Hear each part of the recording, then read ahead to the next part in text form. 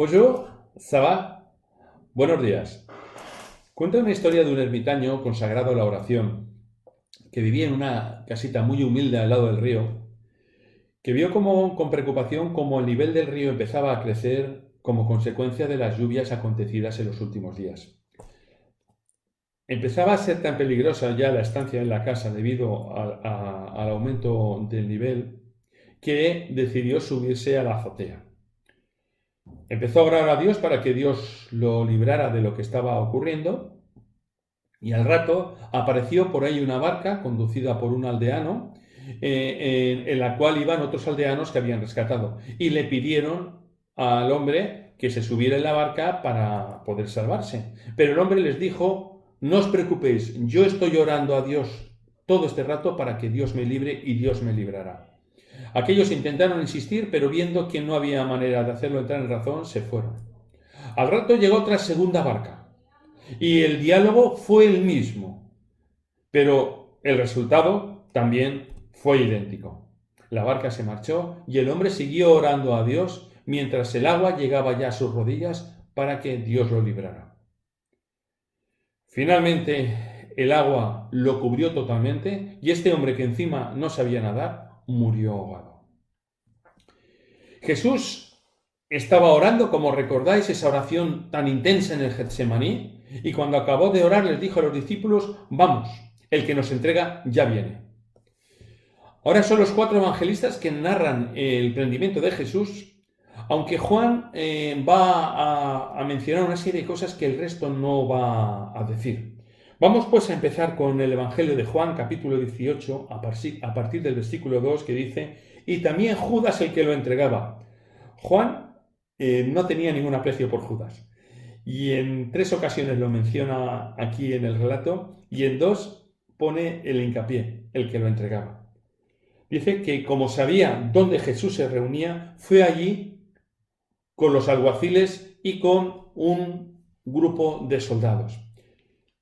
Judas había dicho a los fariseos que sabía dónde Jesús iba a reunir y que podía llevarlos a ese lugar.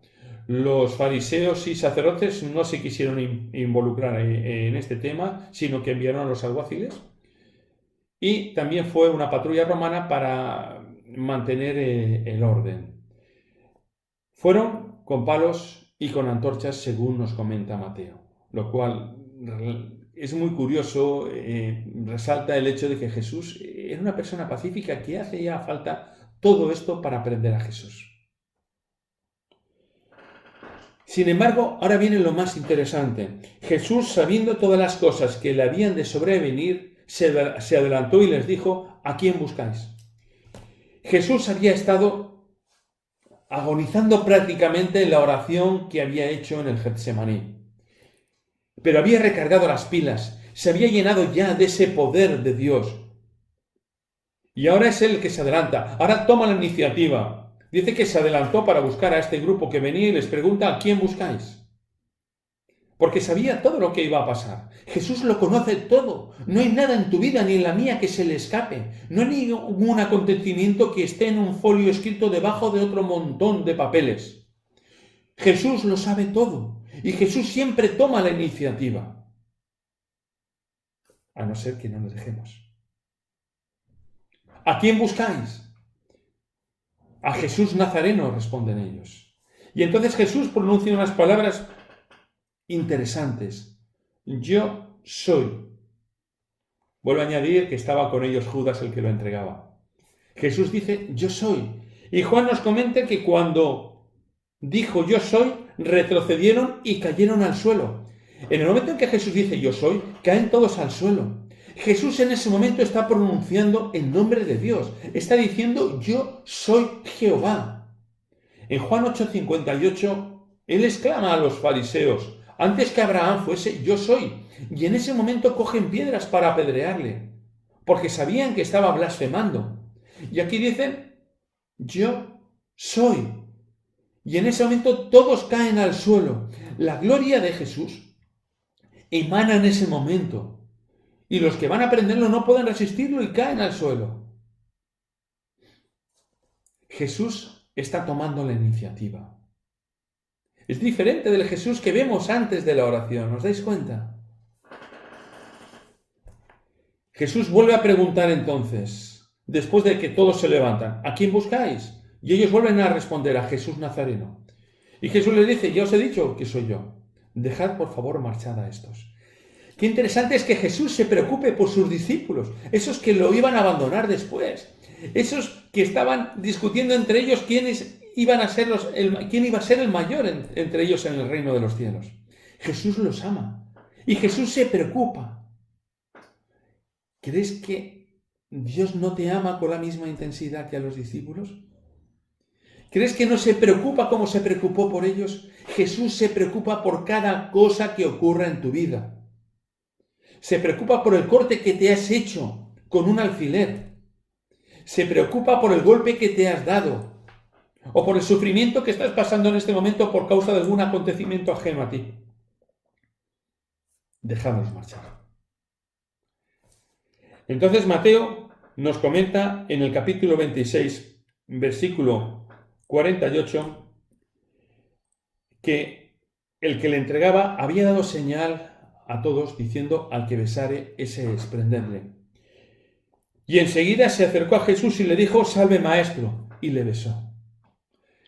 ¿Qué sentimientos albergáis hacia Judas en este momento? Yo os puedo decir que de cariño ninguno. Ninguno.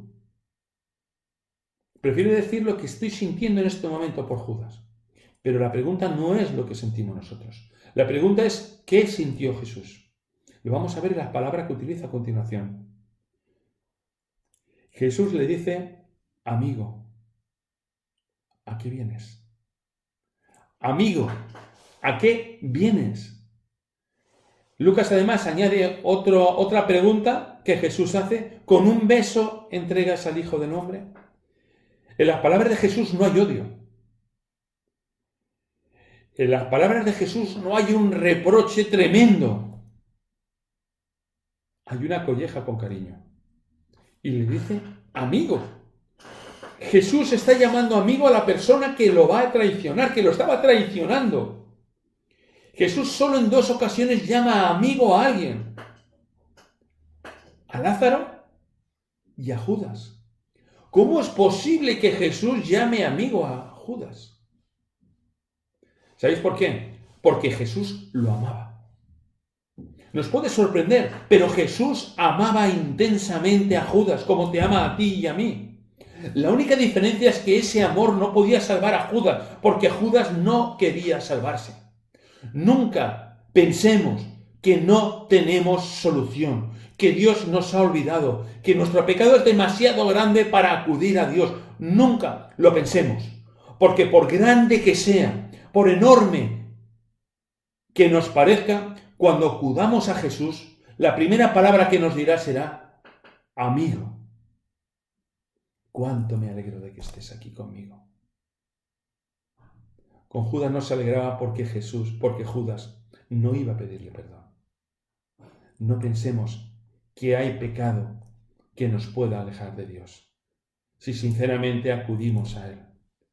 Amigo. En ese momento le prenden y ocurre un relato muy interesante. Versículo 51. Pero uno de los que estaban con Jesús sacó una espada y cortó una oreja de un siervo del sumo sacerdote. Uno de los discípulos tiene una espada, la saca, tira a atacar a uno de los siervos, el siervo se aparta y le corta la oreja derecha. Ese detalle no lo comenta Mateo, lo comenta Lucas. ¿Te das cuenta de lo que nos dice Lucas? Lucas dice que entonces un discípulo sacó su espada y le cortó la oreja derecha a este siervo. Y entonces Jesús respondió, basta, y tocando la oreja le sanó. Lucas es el médico. Entonces se preocupa de ver qué oreja es y cómo Jesús lo sana. ¿Pero qué discípulo es? No lo sabemos. Juan va a ser el chivato y Juan nos lo va a decir. Versículo 10 del capítulo 18 de Juan. Entonces Simón Pedro, que tenía una espada, hirió al siervo del sumo sacerdote en la oreja derecha. Y el siervo se llamaba Malco. Juan nos dice quién era ese chivato. Juan además nos dice que ese siervo se llamaba Malco. Juan era el que mejor relación tenía con el Sanedrín. Tenía varios conocidos íntimos ahí dentro. Es más, va a estar, en el juicio de Jesús va a estar él ahí precisamente por esos contactos que tenía. Y él conocía a Malco. Por eso lo llama con su nombre. Jesús en ese momento reprende a Pedro y le dice, guarda tu espada. ¿Qué crees, que no podría enviar una legión de ángeles a defenderme? Yo me pregunto por qué Pedro actuó así. Y la respuesta es sencilla. No tenía sentido atacar con una espada a todo aquel grupo. Era imposible salir indemne. Pedro lo que quería era provocar también a Jesús. Pedro sabía que Jesús podía librar y pensó, si yo ahora ataco, Jesús va a actuar y me va a proteger también a mí y nada va a ocurrir. Pero no era esa la voluntad de Dios. No era esa la voluntad de Jesús. Por eso Jesús le dice, para Pedro. ¿Sabéis? Y ese es nuestro problema, que queremos actuar de la manera que entendemos y queremos que Dios actúe de la manera como comprendemos o como queremos que sea, pero Dios no actúa así. Dios tiene un plan para tu vida y para la mía, pero Él tiene sus plazos y Él tiene su forma de actuar, aunque nosotros no lo entendamos. Pero los planes de Dios, recordemos, no son los nuestros. Dejemos a Dios actuar. Y dejar a Dios actuar no significa que nos sentemos en la cama o en el sofá a esperar que Dios actúe. No. Nosotros tenemos nuestra parte que hacer. Pero cuando vamos a orar no se trata de decirle, Señor, vamos a cortar la oreja a Malco para ayudarte. No. Se trata de decir, Señor, ¿cómo hacemos? Muéstrame cómo tengo que actuar a partir de este momento. Esa es la gran diferencia. Acudimos a Dios para que el Señor nos muestre el camino. No tratemos de ayudar a Dios, porque cuando lo hacemos así, las cosas salen mal. Jesús mostró todo su poder, porque es Dios. Venía de ese poder que da la oración. Y el relato nos muestra que no tenemos que ayudar a Dios. Tenemos que confiar en sus planes. Y si es así, en su momento, cuando Él lo entienda, la solución aparecerá. Porque tiene una solución y tiene un precioso plan para ti, que muchas veces no somos capaces de ver por la situación en la que estamos. Pero Dios tiene un plan. Dios tiene una solución. Busquémosla siempre en oración. El ermitaño se encontró con Dios y le recriminó a Dios: Señor, he estado orando y no me has salvado. Entonces Dios con cariño le dijo: ¿cómo que no te he salvado? ¿Cómo que no he escuchado tus oraciones? Te envié 2 barcas para salvarte y no quisiste subir en ninguna de ellas. Te envié 2 barcas. Pero tú creías que iba a ser de otra manera o entendiste que tenía que ser de otra manera. Bendiciones. Que tengáis un lindo día al lado de Jesús. Y recordadlo. Nos llama amigos. Sigo estudiando.